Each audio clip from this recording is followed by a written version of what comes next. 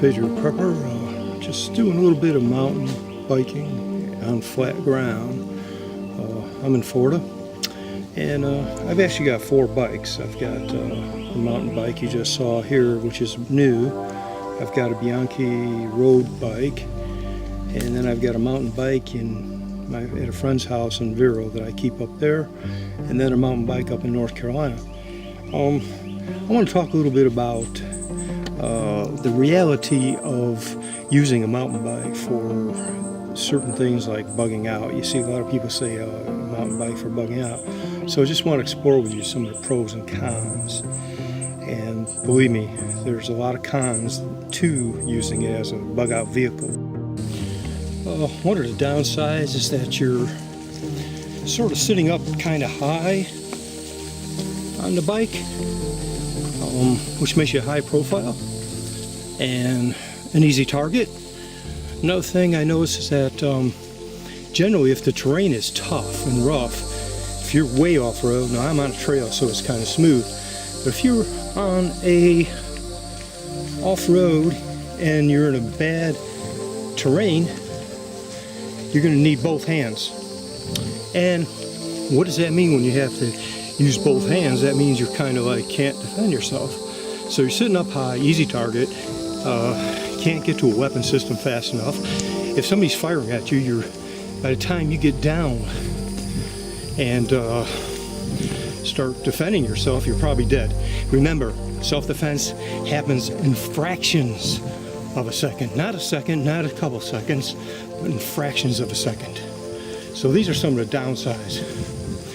And I'll tell you one more, and there's obviously many more, but if you're in a situation where you're relying on a mountain bike, in my opinion, that means something went tragically wrong, that you didn't really plan or prep properly. I use a mountain bike because I enjoy it.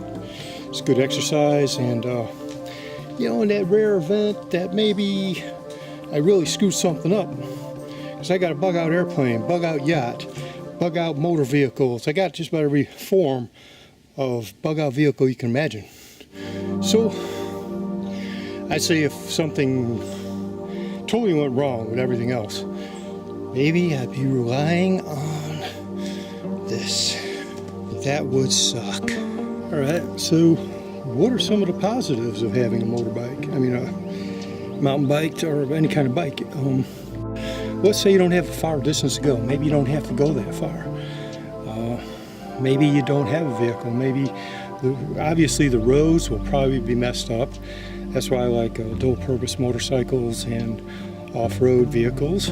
And best of all, I like airplanes. But let's say, and a motor yacht, which I will take offshore, about 30 miles offshore, and bring it up in the Savannah, Georgia area, where we have other vehicles, and be close to our retreat. Let's say you don't have this stuff, okay? Maybe that's your only choice.